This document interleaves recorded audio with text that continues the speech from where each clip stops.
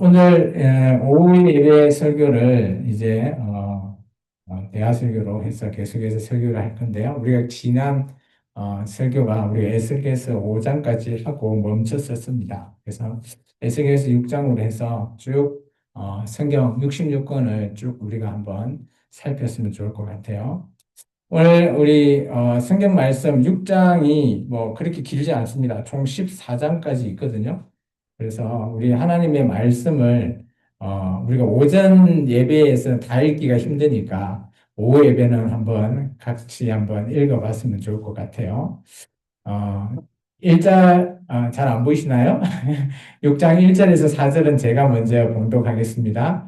여호와의 말씀이 내게 임하여 이르시되 인자야 너는 이스라엘 산을 향하여 그들에게 예언하여 이르기를 이스라엘 산들아 주 여호와의 말씀을 들으라 주 여호와께서 산과 언덕과 시내와 골짜기를 향하여 이같이 말씀하시기를 나 곧 내가 칼이 너희에게 임하게 하여 너희 산당을 멸하리니 너희 제단들이 황폐하고 분향 제단들을 깨뜨릴지며 너희가 죽임을 당하여 너희 우상 앞에 엎드리시게 할 것이라. 그리고 우리 5절부터 8절은 우리 김은수 목사님께서 봉독합니다. 이스라엘 자손의 시체를 그 우상 앞에 두며 너희 해국을 너희 제단 사방에 두리라.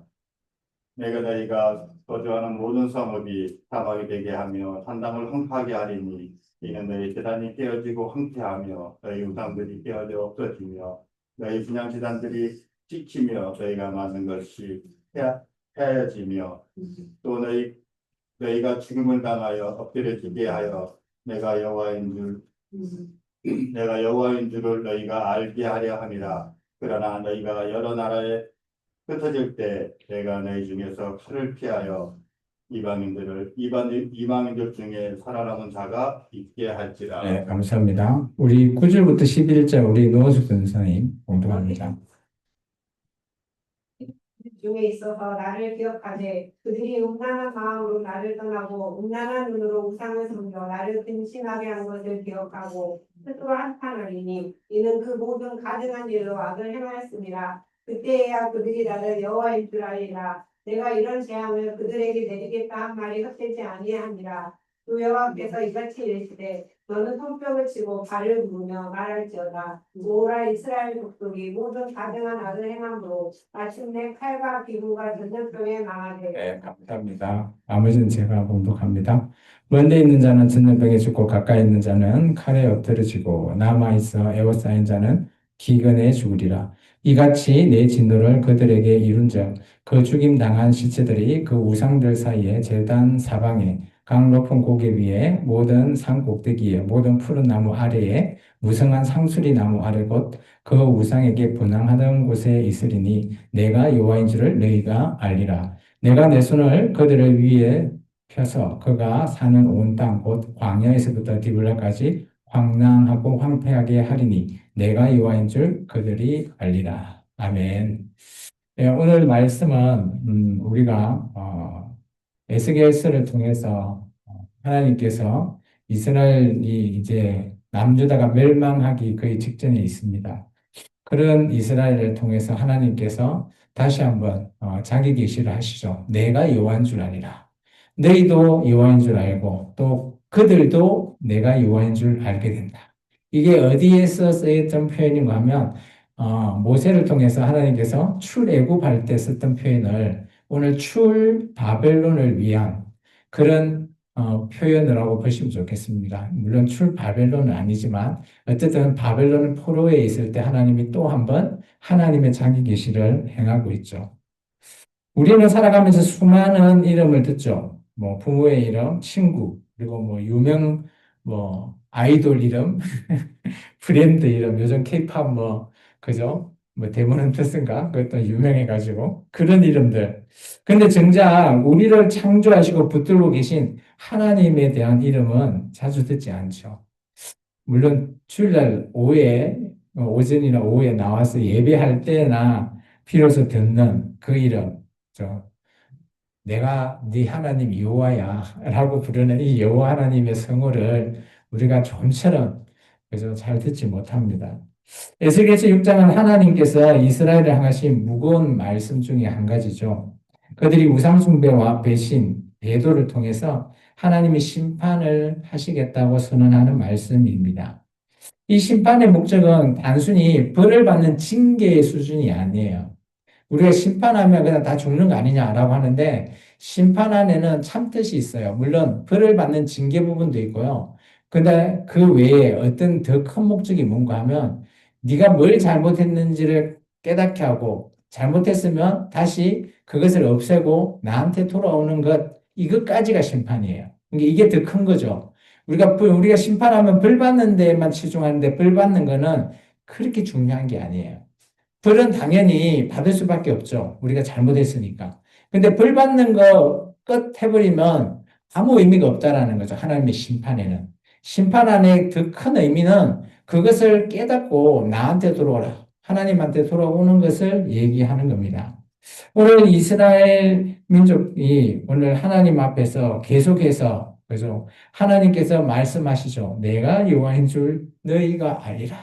이런 표현을 쓰고 있는데 이들은 바벨론 땅에 있는 이스라엘 백성이나 아니면 남유다에 있는 예루살렘에 있는 이스라엘 민족이나 다 하나님이 어떤 분인지 자기들은 잘 알고 있다고 하지만 제대로 알지 못하는 그런 상황에 처해 있습니다. 아이러니하지 않나요?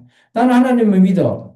나는 하나님을 알아. 라고 하는데 정작 하나님과 그들이 생각하는 하나님의 형상이 다르다라는 겁니다. 오늘 이것이 답은 이 당시에 이스라엘 민족에게만 해당되는 게 아니라고 봐요. 오늘 우리도 마찬가지입니다. 교회에 나왔죠. 교회에 나오면 예수님 계시잖아요.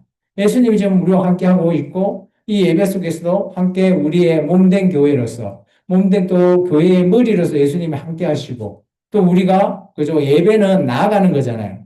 지금 하늘 보좌 앞에 나아가서 지금 예배를 드리는 겁니다. 그러면 우리가 상상하는 이 예수님이 그죠 성경에서 말하고 있는 그 예수님과 맞아야 돼요. 일치돼야지 우리가 제대로 하고 있는 거예요. 근데 오늘 이스라엘 민족은 하나님께서 그 하나님을 제대로 알지 못하는 거예요. 일치되지 않아요. 자기들에서 꿈꾸는 하나님, 예수님, 이런 것만 생각하는 겁니다.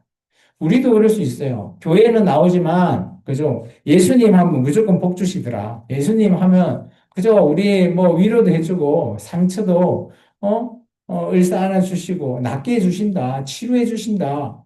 이런 예수님만 바라보면, 그것은 물론 예수님의, 그죠? 했던 행위이긴 하지만, 정말 본질적인 예수님의 모습을 알지 못하는 거예요. 장님이 코끼리를 만지잖아요. 누구는 엉덩이를 만지고, 누구는 다리를 만지고, 누구는 코를 만져. 근데 각자 다 틀려. 그런데 다 조합하면 코끼리가 맞긴 해. 근데 코끼리의 본질이 뭐예요? 그죠? 장님은 자기 만진 것만 얘기하는 것 뿐이에요. 그게 전체의 본질은 아니라는 거예요. 틀리다는 소리는 아니에요. 근데 정말 중요한 것은 우리가 성경을 알고 성경에 있는 하나님을 봐도 맞죠. 맞는데 실제 하나님께서 하고자 하는 의도와 하나님의 목적, 하나님께서 왜 우리를 성경을 통해서 이것을 읽게 하는지를 그 이유를 알아야지 제대로 하나님의 뜻을 알 수 있는 거잖아요. 그것을 우리가 할 때 우리 교회가 하나님의 일을 한다라고 하는 겁니다. 우리는 이스라엘처럼 하나님을 믿는다고 하면서, 그죠? 다른 것을 생각하시면 안 됩니다. 돈, 성공, 이런 거는, 그죠? 이걸 목적으로 해서 교회를 나오시는 분도 있죠. 근데 이것이, 그죠? 목적이 아니에요. 이것은 그냥 부가적인 겁니다.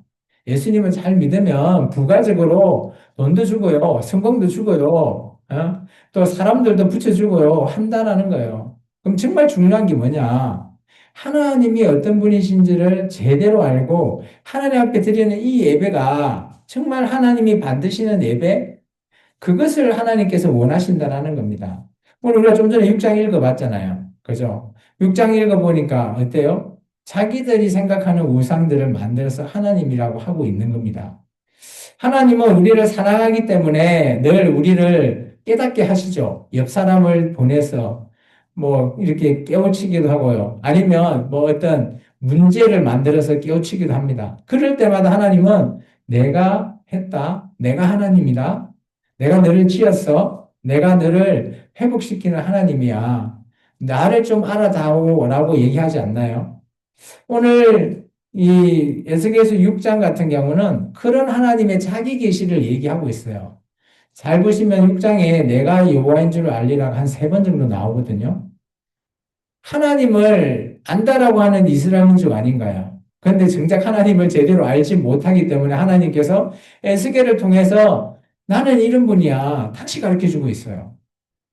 교회에 연수가 길어서 뭐 많이 지식적으로 안다고요? 그것은 제가 아까도 오전 예배에서 크게 그는 지식적으로 아는 이런 하나님 이것은 아무 쓸모 없다라고 제가 얘기했죠. 물론 필요는 합니다. 그런데 그것이 우리를 변화시키고 우리의 삶을 바꾸지는 못해요. 그냥 아는 인포메이션, 지식적으로만 알 수밖에 없는 그 정도의 단계죠. 쉽게 말해서 초등학생이 구구단을 애워줘. 안 외우면 어떻게 돼요? 진학을 못하죠. 그러니까 열심히 외웁니다. 그래서 구구단을 마치 우리가 교회에 나와서 예수님, 하나님을 구구단식으로 외우고 있다라는 거예요. 그게 정작 왜 필요한데 한참 지나보면 우리가 나중에 동계산 할 때 필요하죠. 실제 와닿아 봐야지, 몸소 체험해 봐야지 구구단이 필요한 이유를 알아요. 그죠?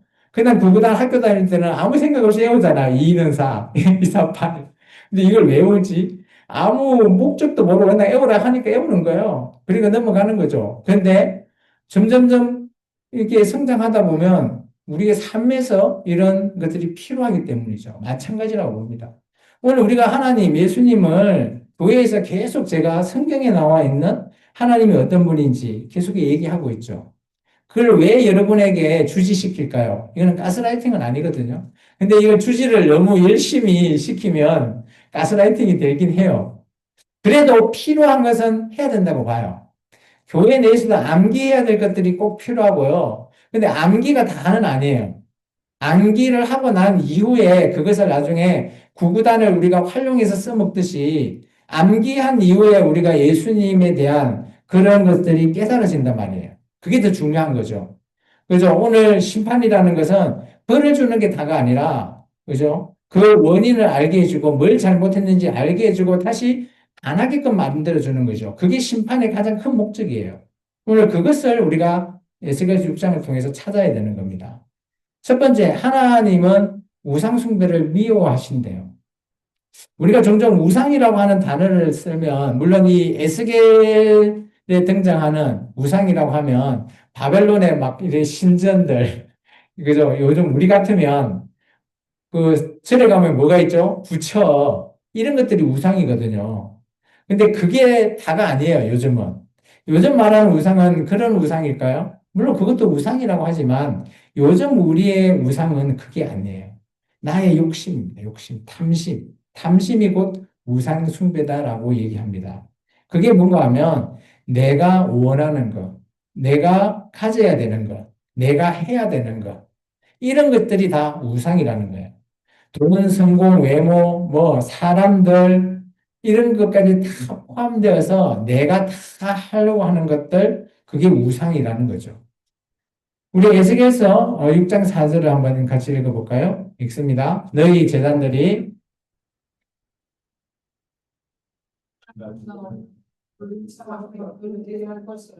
하나님께서는 우상 숭배를 이렇게 싫어하세요. 여기는 단순히 뭐 우리 전에 가면 부처라는 우상 이런 걸 깨트린다라는 의미인데 지금 우리 교회에서는 우상을 안 만들잖아요. 근데 그런 보이는 우상이 아니라 안 보이는 우리 안에 있는 우상을 부숴라는 겁니다.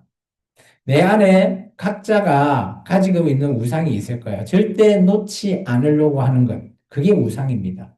오늘 하나님의 이 우상에 대한 그저 표현은 단순한 이렇게 분노의 표현까지가 아니에요. 하나님은 하나님 백성이 잘못된 길을 가기 때문에 하나님께서 참을 수 없다라는 그런 표현입니다.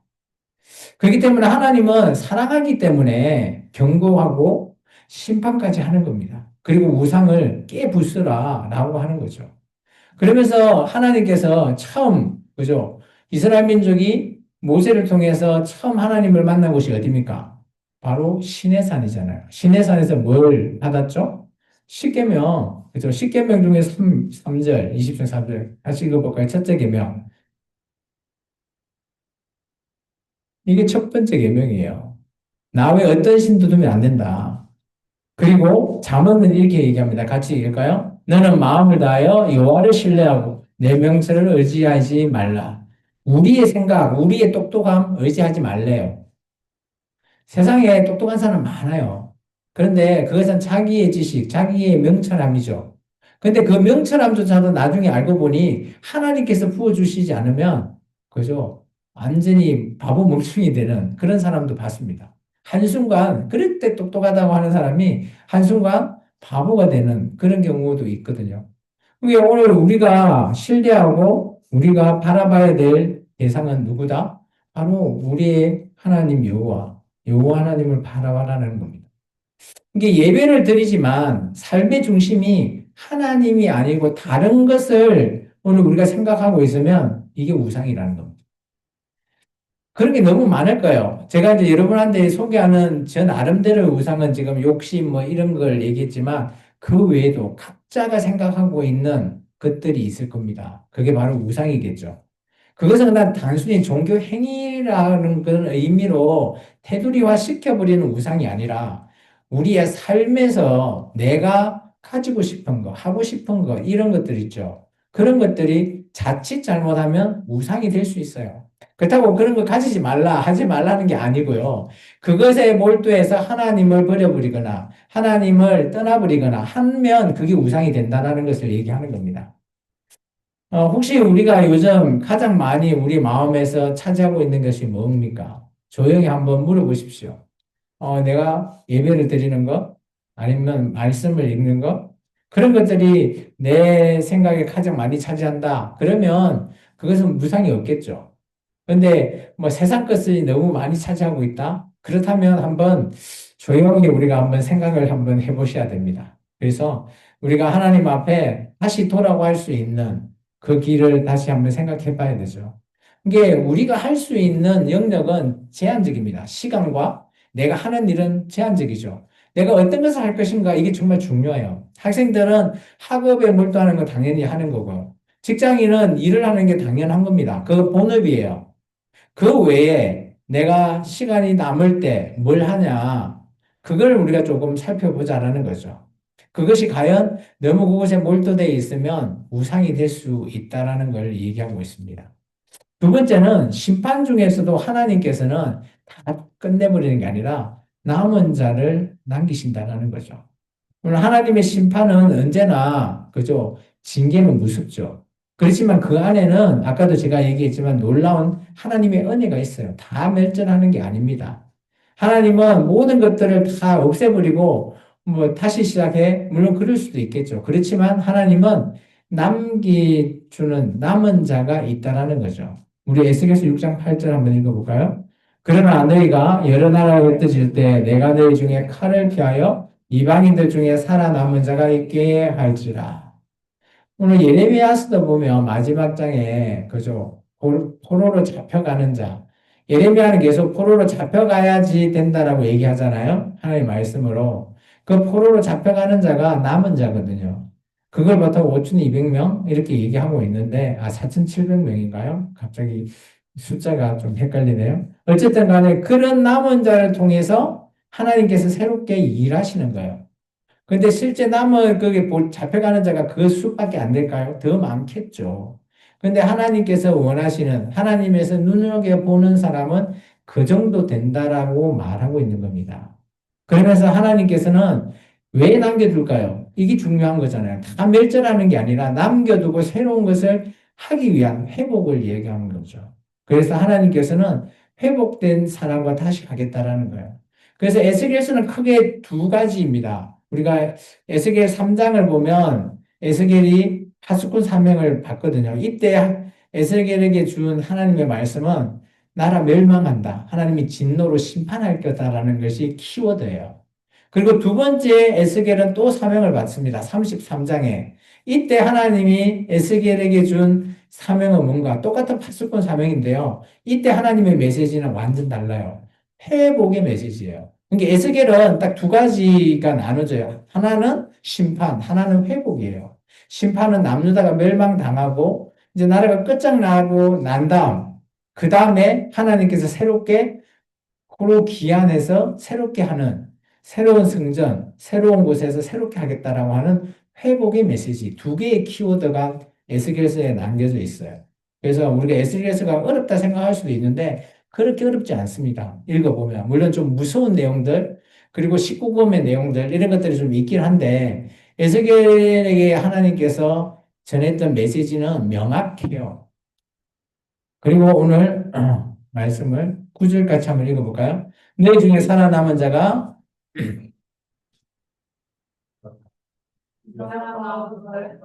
무난한 눈이 목사를 숨기고 나를 근심하게 한 것을 기억하고 스스로 떠나게 하리니 이는 가정한 일과 대리하겠습니다.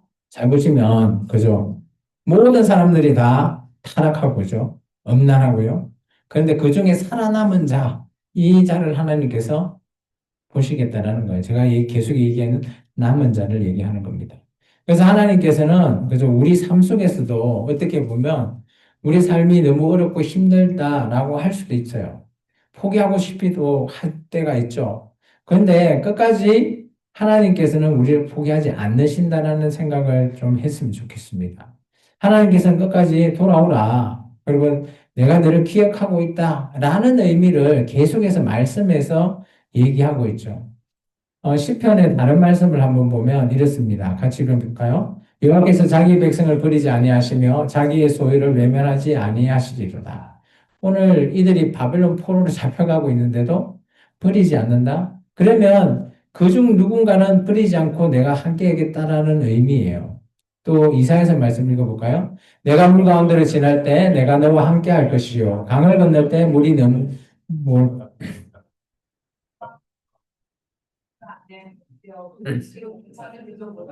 야, 오늘 어디를 가든지 하나님께서는 그죠? 위기 속에도 맞게 하겠다는 거죠. 놀라운 것은 지금 이 이사에서 이 말이 어디가 연상돼요? 저는 다니엘서가 연상되거든요. 다니엘서 보면 다니엘 세 친구 있잖아요. 풀무불에 들어가도 해치 못하죠. 사자굴에 들어가도 해치 못하는. 놀랍지 않습니까? 이런 것들을 통해서 우리가 성경을 보면 이런 말 한 절 한 절이 다 하나님께서 함께하는 자들과 남은 자를 통해서 하나님께서 회복한다라는 것들이 다 보인다라는 거예요. 그죠? 그래서 우리가 말씀을 전체적인 숲을 봐야 되는 이유다. 여기 있다라는 겁니다. 이런 구절에서는 정말 큰 위로를 주는 겁니다. 그냥 단순한 위로가 아니에요. 그리고 그 위로가 당장 일어나는 일은 아니죠. 그죠? 또 누군가의 하나님의 남아있는 누군가를 통해서 하나님께서 일하시는 거예요. 나가 아닐 수도 있어요. 그래서 우리가 예수 믿는 우리가 나 때에 그죠? 고난만 당하다가 뭐 억울함만 당하다가 죽을 수 있어요. 근데 이게 나를 위한 그런 회복이 아닐 수도 있죠. 근데 이 자체를 통해서 누군가는 또 하나님께서 나를 통해서 연관되어 있는 또 다른 사람을 회복시킬 수 있거든요. 이게 내가 이 땅에 살아가면서 나는 왜 일이 안 돼? 풀리지 않아? 이렇게 자책할 필요가 없어요. 그러다가 끝나도 하나님께서는 이제 하나님을 만날 때 하나님이 우리를 신은시켜 줄 거거든요. 그거 믿으면 이 땅에서 힘들고 어려운 건 물론 남들에 비해서면 좀 억울하겠죠. 근데 그거 하나님께서 계시록 보면 신은시켜 준다고 하거든요. 그거 생각하면 이 땅에서 좀 힘들고 어렵더라도 좀 참는 거 가능하다고 봅니다. 나 때에 내가 회복되고 나 때에 신을 씻겨주면 더 감사하겠지만 아닐 수도 있다라는 겁니다. 오늘 하나님께서 이렇게 말씀으로 보여주시죠. 계속해서 에스겔서 6장에서 반복해서 등장하는 것이 내가 여호와인 줄 알리라. 우리 6장 7절 나오죠. 그 줄을 좀 끊으면 좋을 것 같고요. 그리고 우리가 또 13절과 14절에 나오잖아요. 내가 너희의 내가 여호와다라는 것을 너희가 알리라라는 것들을 계속해서 지금 보여주고 있거든요. 그래서 이런 것들은 그죠? 우리가 안다라고 하는 지식적인 수준이 아니라 우리가 삶에서 고백되어져야 된다라고 저는 생각합니다. 6장 7절 6장 10절, 그죠? 그리고 우리가 뒤에 읽었던 6장 13절, 6장 14절 다 나오죠. 내가 여호와인 줄, 뭐, 너희든 그들이든, 뭐, 어쨌든 간에 알게 된다. 하나님은 자기 계시를 왜 할까요? 하나님은 이런 남은 자와 일하고 싶다 하는 겁니다. 내가 너와 함께 일하고 싶다. 그게 오늘 우리 생명나무 교회와 일하고 싶다. 라고 하지 않을까요? 그런 하나님을 우리가 만나야 된다라는 것이죠. 우리 시편 말씀을 한번 볼까요? 시편 64편의 말씀이거든요. 같이 읽습니다. 이르시기를 너희는 가만히 있어 내가 하나님 됨을 알지어다.